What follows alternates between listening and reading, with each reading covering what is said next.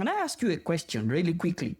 How many times have you told yourself that you can't find love because you are too busy, too ugly, too emotionally scared? And on online dating as well, you are just unlucky. We have passed through such experience in the past. But what if I told you that the story you keep telling yourself is just a lie? That's a lie. Yes, it's a lie. A lie that you've been telling yourself so long that you actually started believing it. And the weirdest part of it is that it's this same thought of yours that is keeping you from love. What you believe about yourself are just your perfect excuses to avoid being rejected. But just listen, this is where it gets good. There is this psychologist named Alfred Adler. Alfred is unlike other psychologists in his time. He looked at people differently. Where other psychologists in his time said that your past is broken and your childhood trauma has effect in your present and may have effect in your future. But for Adler, nah.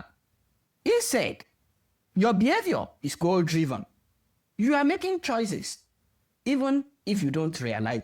Think of Oprah Winfrey, that has a lot of challenges and experienced poverty during her childhood.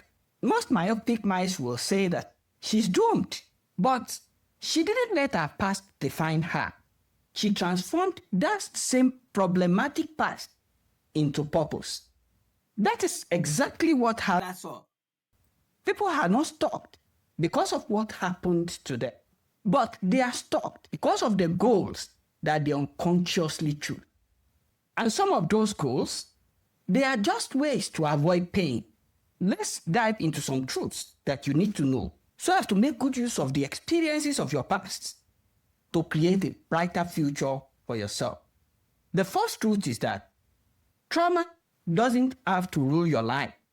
Yes, trauma doesn't have to rule the remaining of your life. I also know that you might be thinking your father left you while you were young. Your ex cheated on you. The experiences of your childhood was dramatic. But here's the kicker. You are not avoiding love because you're broken. You are avoiding love because you're scared. And remembering your past is just a perfect excuse that you use to remain scared. But here is what I want you to do. Pick one fear that is holding you back from love. Just one. And face it. You just need a small step. Because in this, your goal is not to heal your past, but to use your past to chase the kind of future that you want. Truth number 2. You are not stuck. You are just hiding. Be honest. How many of you have said that you will date, but you have to shed weight? You want to put yourself out there, but your mental health. You'll try online dating, but you're not photogenic. What if I told you? Your goal is not self-improvement. Your goal is self-protection. Yes, growth requires discomfort.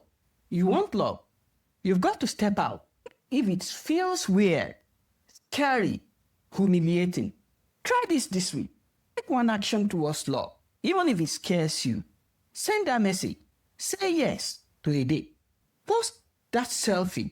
Well, comment below the excuse that you want to let go today. I'll see you there in the comment section. Number 3. This one is tough. You are only single by choice. Yes, you are single by choice. I know you're saying that, oh, I want a relationship, but wanting something and choosing something are not the same thing.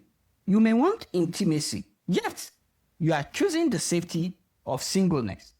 You want love, yet you are choosing emotional distance. And guess what? Even the lonely, painful part of it is that it's a choice you unconsciously make because you are comfortable.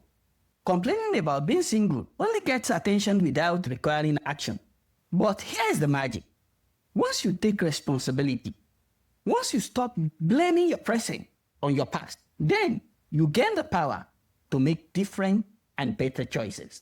You can start building the love and the life that you want today. Not tomorrow. I mean today. Here's the bottom line. Your past didn't disqualify you from love.